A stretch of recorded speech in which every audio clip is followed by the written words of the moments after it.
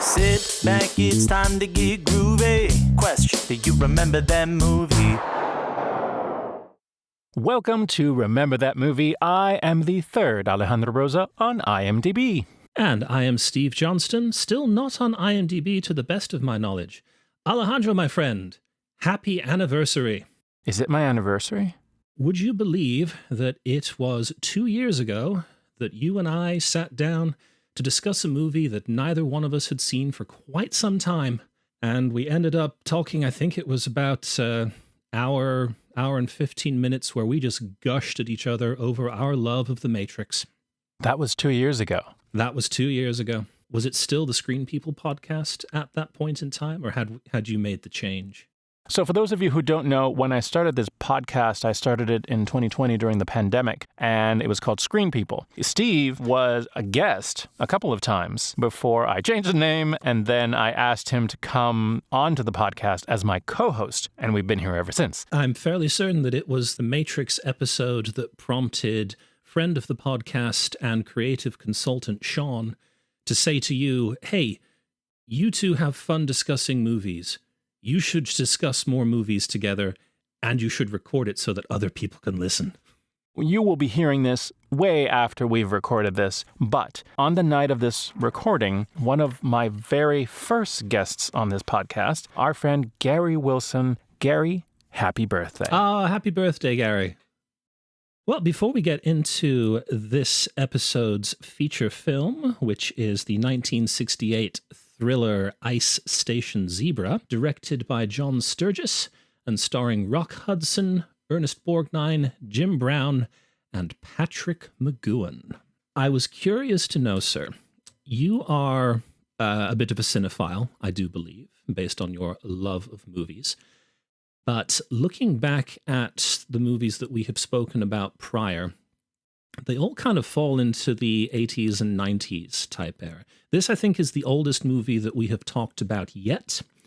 I do know that, based on my list, there will be some older ones coming up.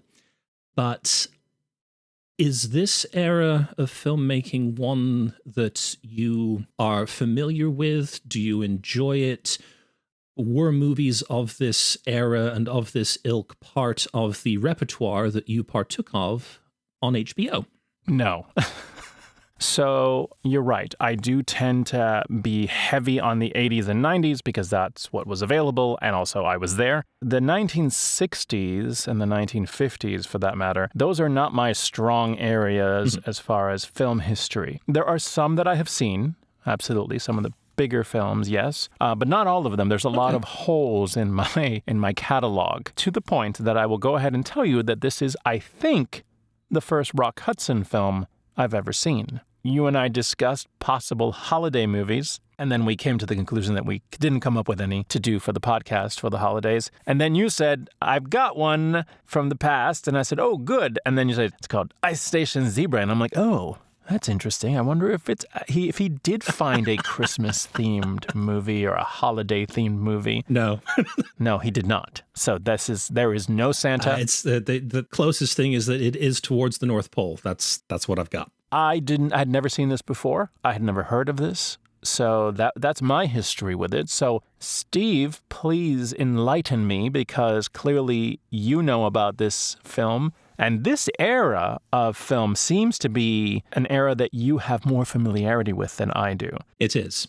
I have my dad to thank for this film and several films like it. I do not remember if we first saw this when it was shown on television, or if we actually sought it out at the old mom and pop video rental store that we used to go to back in the day. But I do remember watching this when I was younger, and I remember being absolutely enthralled by it for a couple of scenes. I remember them rather vividly, and it was fun to revisit them. And it was nice to kind of fill in the gaps, because there was a lot of stuff that I did not pick up on when I was younger that now I can appreciate a bit more. With that, permit me to attempt to describe the plot of this 2.5-hour film in 60 seconds. It was a bit long, folks. We're going to discuss that in a second, because I have some thoughts and I would like your thoughts on it as well. Sure. All right, let's see if this can be done. A satellite comes down to Earth, landing in the frozen Arctic wastes. A mysterious figure approaches it to recover whatever is inside, unaware that he himself is being watched by another. And that, as the audience, is all we know before we are introduced to Rock Hudson playing Captain Faraday of the USS Tigerfish. He is tasked with taking his submarine up into the Arctic to stage a rescue for the civilian scientists at Ice Station Zebra, a British meteorological post stationed up on the ice pack. Accompanying him, though, are a platoon of Marines and 3 other guests, shall we say, a British spy, a Russian double agent by the look of things, and a mysterious Marine captain that no one seems to know anything about. As they approach the ice station, the name of the game becomes Sabotage because a crisis nearly sinks the submarine before it can break through the ice. With the crisis averted, the submarine pierces the ice, and our troops head to Ice Station Zebra to discover that the majority of it has been burned to the ground, the majority of the staff is dead, and only then is it revealed that the spies amongst the passengers are looking for the contents of the satellite that fell to ground at the beginning. And it is a race. The Americans and the British want to get their hand on this film and the pictures it contains, but so do the Russians. Time is of the essence because once the weather clears, the Russians will be able to send in their own troops via air. And so it becomes a question of who will get the film first and who is the mysterious saboteur that nearly scuttled the entire operation. Steve gets extra points for using the word scuttles. I thought meteorological would get me some points. No, that doesn't get you. Who uses scuttles? People use the term meteorological. They don't use the term scuttles. Well, no, the points weren't for the word itself, but for the fact I managed to get it out without getting tongue-tied. Fine. 10 points to Gryffindor. All right. Okay. Where do you want to start? You know what I want to start with? What do you want to start with, sir? The film starts with Overture. I absolutely loved this because this film, you can tell, comes from a different era of movie making.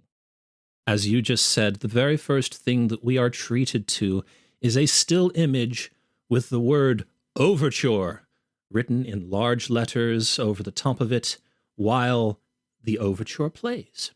And then once the overture has finished, we fade out, and then we fade in, and the movie begins. Also included, and I was thrilled about this, about halfway through, we get intermission.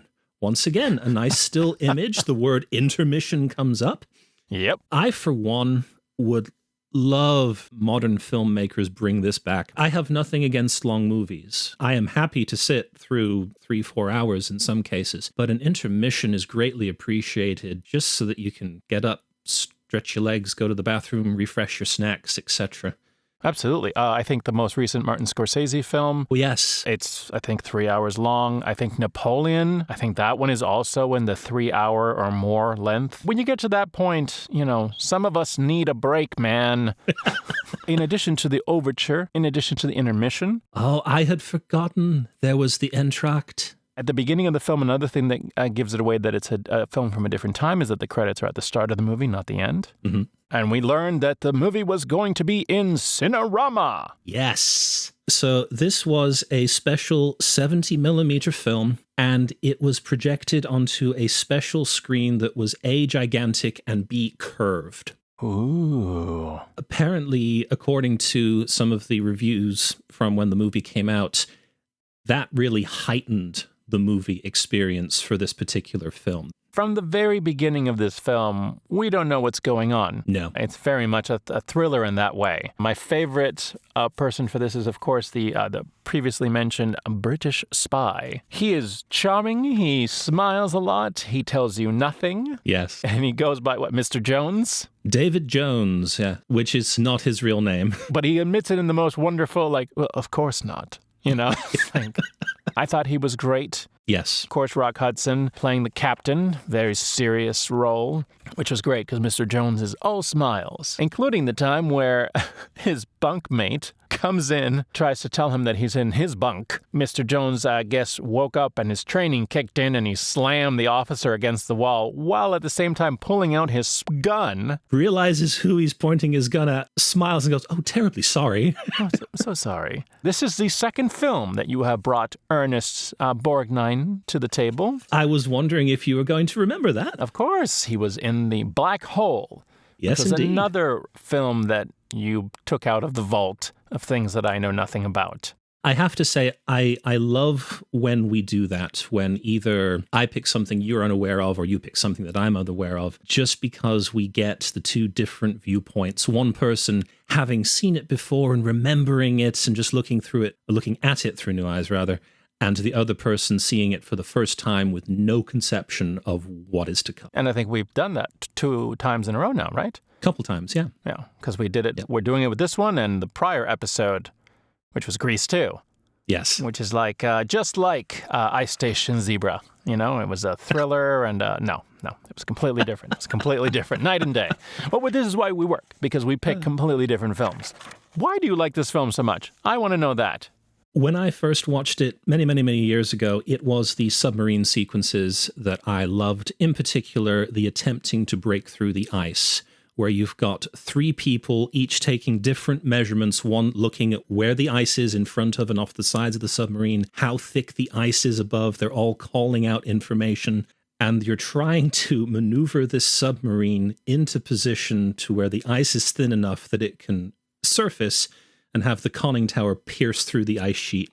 With a delightful thud, the first 2 attempts fail because by the time the submarine gets up, it's moved, the ice has shifted, and it's far thicker than the submarine can penetrate. The tension in that scene I loved. And as dated as they are, I loved the visuals as well.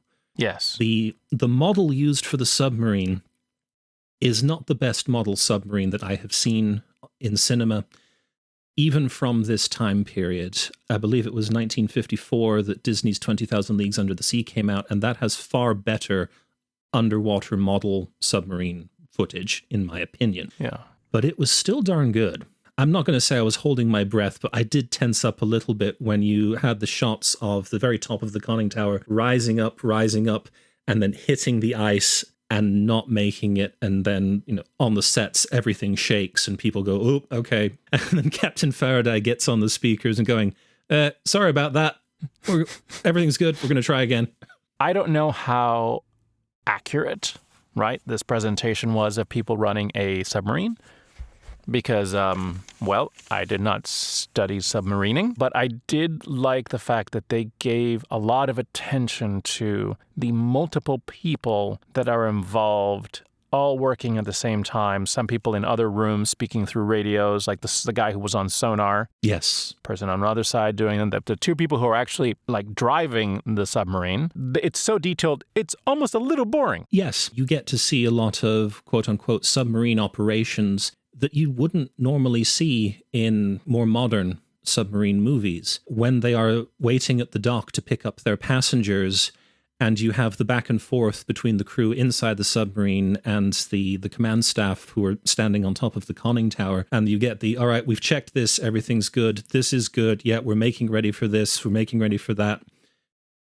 They start the journey, and you have multiple people calling out orders, and it's very non-plot essential type stuff. Yeah, it's very procedural, but it does help create an atmosphere. Yes. That feels very real.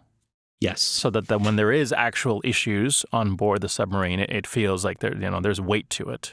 Now, in terms of the accuracy of the operations, it's going to be fairly accurate, because one of the things that our producer, Mr. Martin Ranosoff, did was he got the buy-in and cooperation of the Navy. The USS Tigerfish is actually played by 2 U.S. Navy submarines, one being the USS Ronquil. Whenever there are surface shots, that is that particular submarine. And then the USS Blackfin was used for all of the diving and surface shots. And it was one of the cinematography staff whose name I'm afraid I did not write down, actually won an award because he developed and came up with the setup for the camera that could be strapped to the outside of the submarine to record it going down and coming up. Up until this movie, that had never been seen before. Interesting that you said that, because I did have this noted, which was about these exterior shots. There's a lot of shots of the submarine going into the water, coming out of the water, on the surface of the water. And even though you can kind of look at the other stuff and be like, okay, well, that's not real and that's not real, you're like, wait, but that looks like a real submarine. And that's because it was a real submarine. I will say, and granted, I understand the time period, and they were definitely pushing for the grandeur of the submarine. But dear Lord, every time we had an exterior shot, this bombastic, dramatic, instrumental music would play. And the first time you're like, oh, that's really effective. But like the fifth time, they cut to the outside of the submarine and here comes the music again. Music, yep. I was like, did you guys pay for one song? Did the composer, no, we just need one song. We'll call it Ode to Submarine, and we'll just play it over and over and over again. That got a little annoying. Like, it started out really well. I'm like, oh, very dramatic, very moving. But yeah, by the end of it, you're like, okay, I get it. Here comes the sub. I can understand that. There is a great scene towards the beginning, which I know they did to show us how life on submarines can work. And it is the captain walking from one point of the submarine to the other, except that the submarine is in an angle. Yes. And so it's like he's walking down the stairs, but it is him walking across the submarine. So did Rock Hudson walk in a weird way so they could get that shot? No. The interior of the submarine was a series of 3 sets built across 3 sound stages, all of which were designed to tilt. Oh, that's great.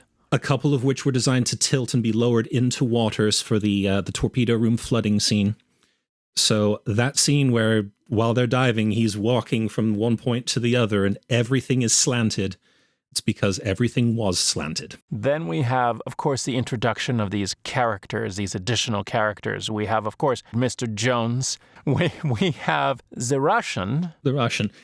Now, the Russian and the American do not get on board at the dock. They are actually flown in a helicopter and rendezvous with the submarine. First, we have Ernest Borgnine, who plays a Russian, what's the word? He's turned. He is now on NATO's side, so far as anyone knows. He and Jones know each other, and as soon as they see each other, it's all smiles, hugs. And then you get Captain Anders, who is far more stoic, and no one seems to know anything about him. But he, too, has a set of orders from the very high ups on the U.S. Navy, so...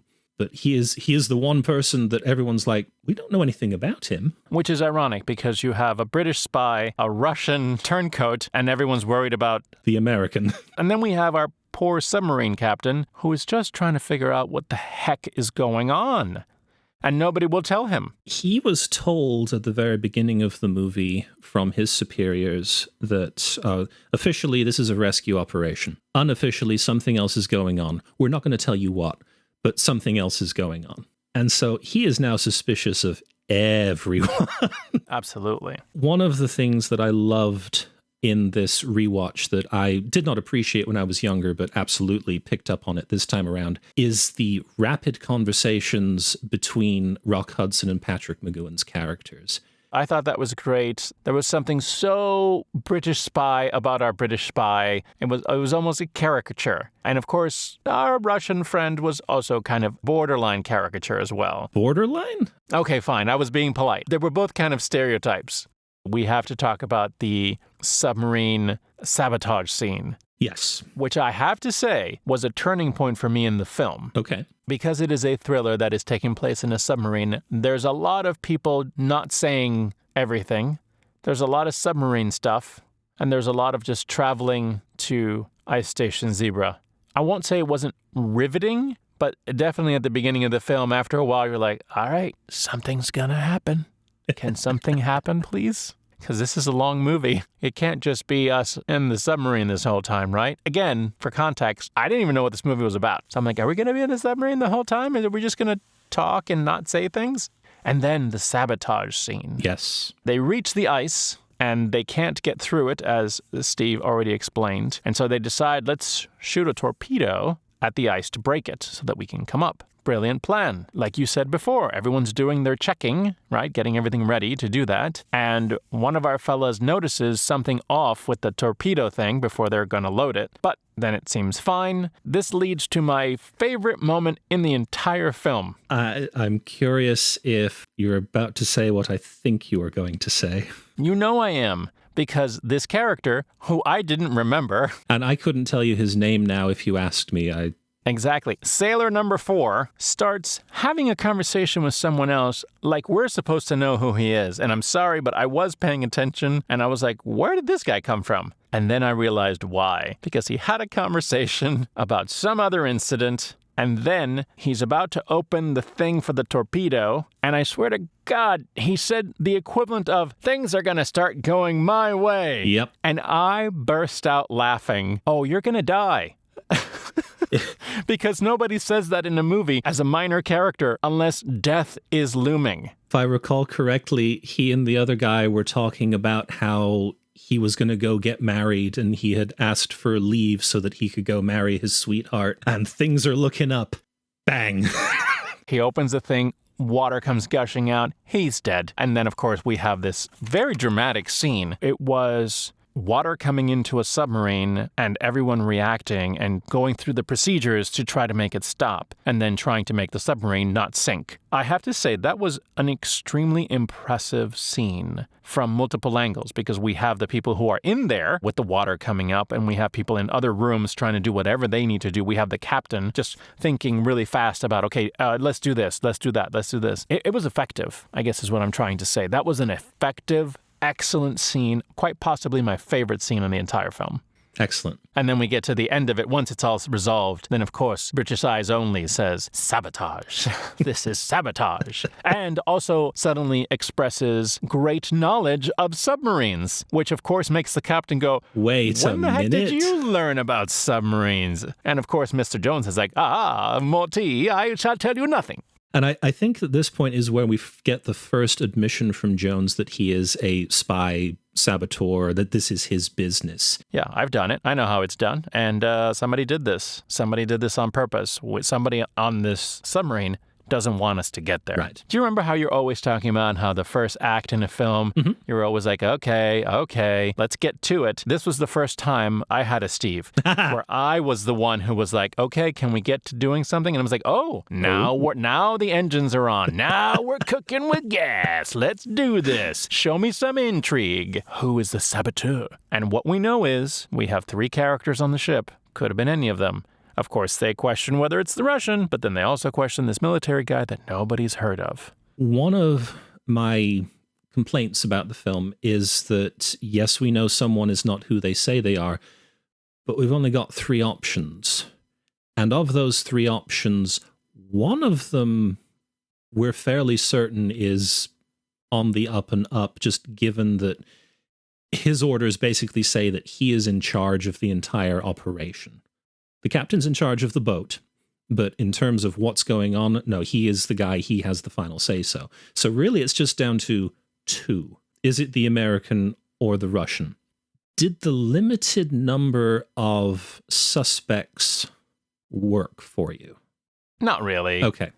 I mean, we kind of knew it was going to be one of the 2, so it was just a matter of, okay, which is it? So they get to Ice Station Zebra. Yes. And everyone puts on, you've got the stormtroopers, and what I say is the Marines are in all white. Yep. And they look like little puffy little clouds. The Marines are all in white, the Navy is in blue, and our civilians are in various shades of brown. And they get to Ice Station Zebra. But before they get to the ice station itself, we have what, in my mind, was the most tense scene of the film. The scene where one of them fell into a crevasse in the ice. Oh, the sheer claustrophobia that scene managed to bring out in me was very, very impressive. So as our crew is making their way across the ice, 3 of them who are tied together for safety's sake, the last one falls through a hole. dragging the other two with them, and then the rest of the crew kind of scramble to try and pull them out of the ice. Now, it's bad enough that the three of them have fallen into this very narrow ice shaft, and you can see the water of the Arctic Ocean swirling at the bottom. But then the ice starts moving and starts squeezing in on them. I don't know if it was for dramatic effect, but I was like, why is the ice squeezing? Well, the ice is squeezing because this is just an ice sheet. There is nothing underneath it. It is not stable. It is shifting with the currents. So I did not remember the scene from my first viewing. I was certain that one of them was not going to make it out. I figured the last guy who was down the furthest, when the gap got very, very narrow, it's like, oh, we're just going to hear a scream and that's the end of him. But no, thankfully, he got out as well. You know what? That's funny because I thought that was going to happen too. Mostly because they had already killed one person off. Mm-hmm. And I thought they were going to raise the stakes, kill another person before they even get to Ice Station Zebra. And then they didn't. I was like, oh, well, okay. I thought that would have heightened things a little bit too. I apologize. I interrupted you saying that they actually do arrive at the remnants of Ice Station Zebra. Which is kind of a weird scene. Here we have a platoon of Marines. We have our submarine captain.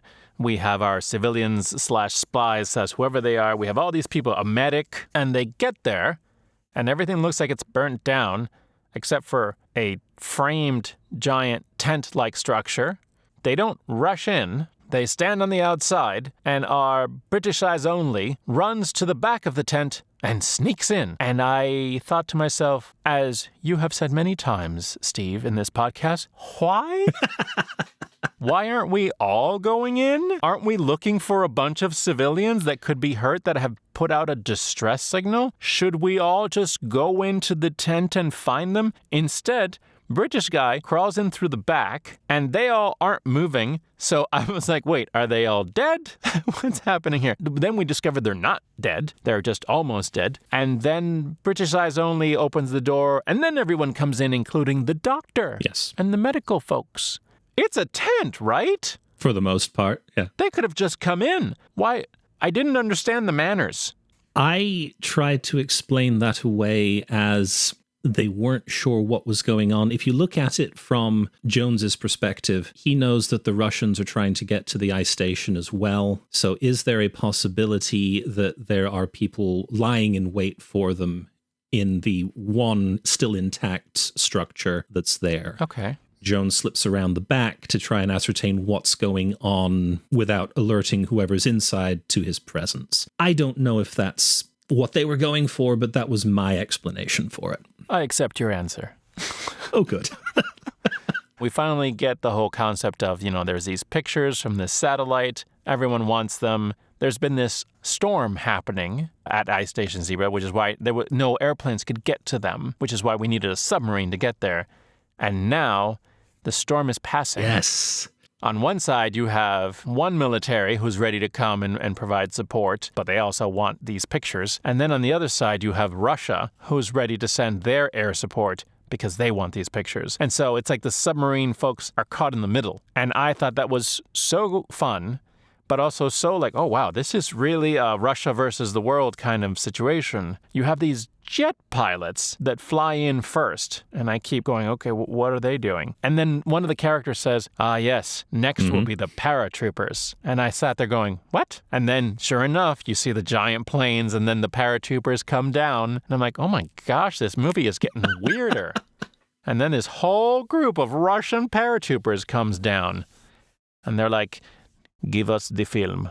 I have to say, this is where the movie, I'm not going to say fell apart because everything made sense, but this is the point of the film that I kind of went, oh, okay. Because we go from intrigue and whodunit to the two commanders, the Russian colonel and Commander Faraday. It's a lot of, well, you must do this or else there will be consequences. Well, I'm going to do this and there will be consequences. Well, you should do this. The tension in that scene didn't work for me.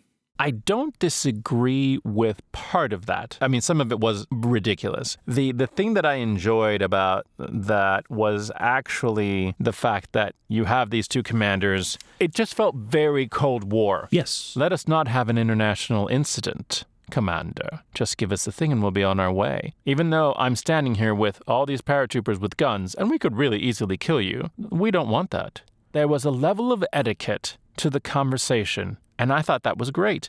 I like the overall ending outcome. Neither side has the film. It's been destroyed. And so they look at one another and go, well, we've kind of completed our mission. You've kind of completed yours. So let's shake hands and we'll both just go our separate ways. Just walk away.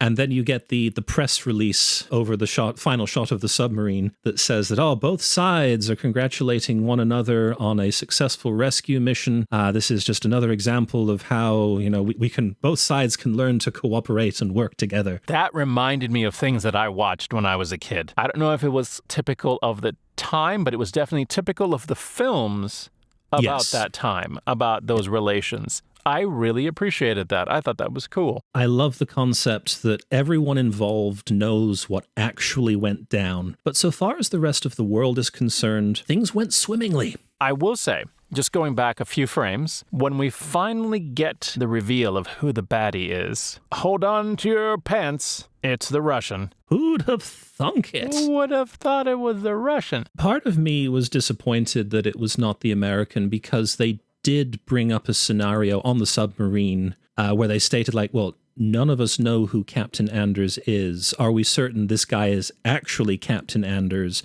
At the same time, from a thriller point of view, that's a red herring. Right, but as a watcher of the movie, you know that they came up with that idea far too early for it to be the right one. Yeah. Part of me was left going, I wish that had actually been the case. Well, and think about it. If we really want to break it down, the actual saboteur was one of the people encouraging that story, which in that way, it's smart.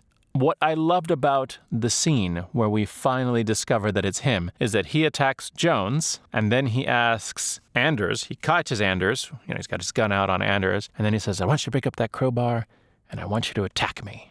Yes.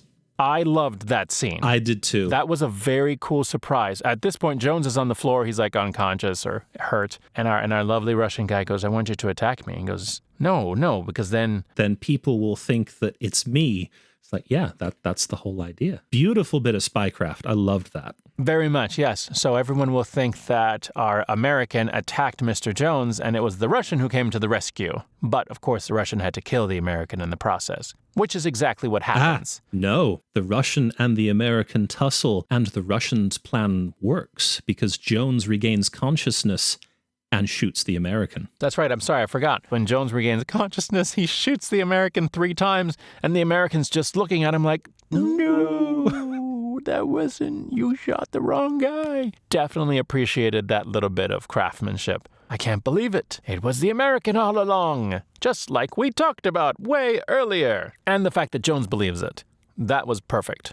I loved, though it was a little cliche, I will openly admit to that, but I loved that Jones and Faraday are talking about how, we are here, we are stuck, we have a limited window of time to find this film before the weather clears, at which point the constant sound of wind that has been playing in the background since the submarine broke through the ice suddenly disappears. And the two characters look at one another and go out and realize that, the storm has cleared. And that led to another marvelous sound effect that just took me back to my childhood, and that was the sound of people walking on the snow. And it was the crunch, crunch, crunch with every step as they move around. They nailed that sound effect, because that is the sound that my snow boots made when I was, 10 years old. That was excellent. What did you think overall? Now that we've gone through all 2.5 hours of it, including intermission cards. There were moments of the film that I really enjoyed. As a whole piece, I think it definitely fits a certain category of film for a certain time period. It's not the kind of film that I would seek out myself. And I don't know. I think I'm a little mixed on this one. I think this is one of those films that is great for some people. Perhaps people who experienced it at the time or shortly thereafter. I can see how this would resonate with them. It didn't resonate very much with me, but again, I think that might just be my lack of exposure to these types of films, no history, no personal history with them. I'm not sure. I have mulled it over the past couple of days trying to figure out if I am justified in liking the film. Because at the end of the day, I like this film. My enjoyment started high and slowly tapered off and then dropped off at the end again once we get to just the talking scene between the Russians and the Americans. That's where it kind of fell apart for me. But everything else I thoroughly enjoyed, partly because of the film itself, the action scenes, the emergency on the submarine, breaking through the ice, the mystery of what has happened actually at the ice station. Loved all of that. And then there are parts that I enjoyed just because they do not make movies like this anymore. The very opening scene is the interior of a pub. And that interior set is used for the whole of maybe 15 seconds, long enough for the bartender to answer a phone, call Commander Faraday over, have Commander Faraday say, okay, I'll be right there, and then he leaves the pub. And then we see him walk from the pub down the street, and the next shot he's at the very back of the shot, and he walks down towards the camera before turning into the next pub. It is just so slow and deliberate. I loved it. I loved just this is so relaxed and so slow paced. It's great. Yeah, you can definitely feel that. The tone is calm and measured at the beginning. McCluskey's bar. I wrote it down. Oh, that's right. Yes. They introduce the character by picking up the phone and going, I'll be right there. And he hangs up. And this character that we don't know walks out of McCluskey's, walks down the street, and walks into another bar. Yes. I'm like, I'm sorry, I have a meeting in another pub. Again, I loved it. And at the same time, my brain is going, no. We just would have had him like entering the second bar and going up the stairs if this were remade today. This movie is based on a novel of the same name written by Alistair MacLean. Alistair MacLean was a rather prolific writer of popular thriller and adventure stories. Between 1955 and 1963, he wrote 11 novels, 6 of which got made into films. Probably the most famous of those 6 was The Guns of Navarone, which was made into a movie and released in 1961. Martin Ranisoff, our producer, got hold of MacLean's most recent novel in 1963, Ice Station Zebra, and he said, okay, MacLean's got great stories. One was just made into a very successful film. I'm going to buy the rights to this one and we're going to make this into a movie. He went even further. He got the stars of The Guns of Navarone, Gregory Peck and David Niven, to sign on to Ice Station Zebra. He got a script made of the novel. He got the buy-in from the Navy for their cooperation and use of a couple of their submarines for some of the shots. Everything was going smoothly, and in April of 1965, filming was ready to begin when the Navy raised their hand and said, we've got issues with the script. You see, we feel it shows a, quote, unfair distortion of military life that would damage the reputation of the Navy and its personnel. Please rewrite it. And so between redoing the script in its entirety and scheduling conflicts with actors, it was another 2 years before filming could actually start. At which point, David Niven, Gregory Peck, they're off doing other things. So Rock Hudson came in. He actually found the script and lobbied saying, I want to play Commander Faraday. Let me play Commander Faraday. And then everyone else came on board.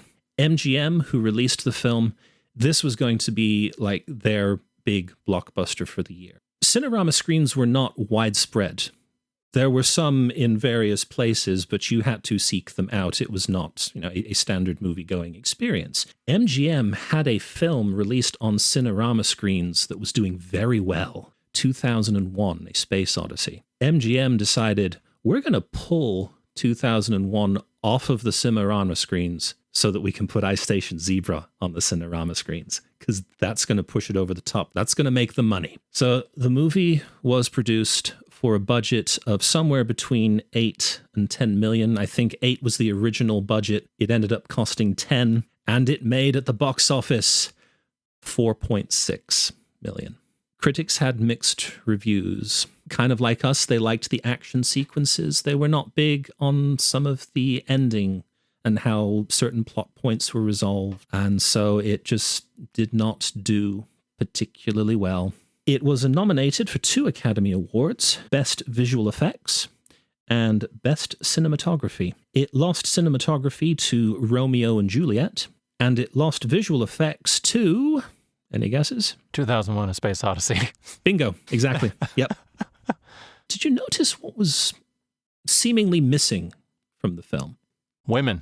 There isn't a single female in this film.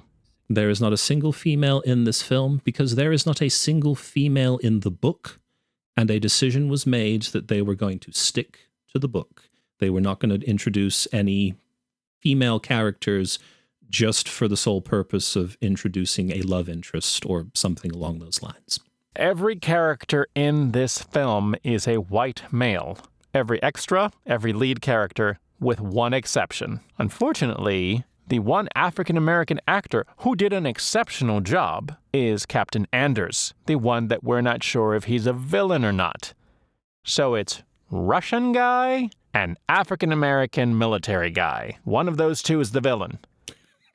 Not a great look, Steve. Not a great look. You know, I have to say, now that you have put it like that, I am glad that it was the Russian and not the the American Not the one African-American in the entire cast. Not great from the casting standpoint. That's not awesome. Yeah. This movie did have a couple of famous fans that I think bear mentioning. Okay. First off, John Carpenter lists this as one of his guilty pleasure movies, saying of it, "Why do I love this movie so much?" We don't know. Very famously, there was a gentleman who became obsessed with this film, and according to his aides, watched it over 150 times. This is the film that occupied the brain of Howard Hughes. Huh. Based on what I have been able to find, he would call a local TV station in Las Vegas that he happened to own and instructed them to put Ice Station Zebra on that night. And he owned the station, so they kind of had to. It's very weird. This film is available. I got it on Amazon Prime. I did too. Not a sponsor, but please call us. We'll accept sponsorship from you, Amazon. Wait, do we want Bezos money? I mean, I think I'd be okay with it. I'm giving him our money. That's true. Yeah. We're giving him money all the time. The least he could do is give some back. Give some back. You can watch this on Amazon Prime. It doesn't cost very much at all, less than $5. It's an interesting ride. And again, I think if you like Rock Hudson and you like this kind of Russians versus the Americans kind of spy thriller sort of movie, but you also, if you really like submarines, this is the movie for you. Now, if you do not like submarines, I do not recommend it. It's a real pro-submarine kind of film. If you enjoyed this episode, please do us a favor.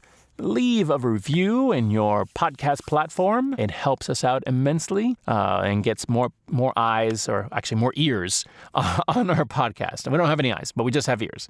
I mean, we have eyes. No, it doesn't matter. Listen, just leave a good review if you liked these episodes. Feel free to reach out to us if you have a movie that you would love us to review. You can email us at wearescreenpeople@gmail.com and tell us about a movie you'd like us to talk about. We're happy to hear it. Maybe your movie will get picked. And then we'll say it. We'll say this movie was brought to you by so-and-so. Thank you for listening to us this year. Thank you for all the folks who participated in the podcast, who have listened to our podcasts, and who support us in doing this, including our families, who have us, allow us to ignore them for hours at a time while we work on this. And Steve, thank you so much for joining me in this podcast throughout the last year. Oh, it has been an absolute pleasure. Thank you very much for inviting me to come on board and do this with you. And for everyone else, happy holidays, whatever you celebrate or not. And here's looking forward to a great year to come. We'll be back in January. Till then. I was about to say we'll see you then, but that's just not true. Well, again, we don't have eyes, just ears. No, we have eyes, but we kept... Oh, no, let's not go down this rabbit hole again. Sit back, it's time to get groovy. Question, do you remember that movie?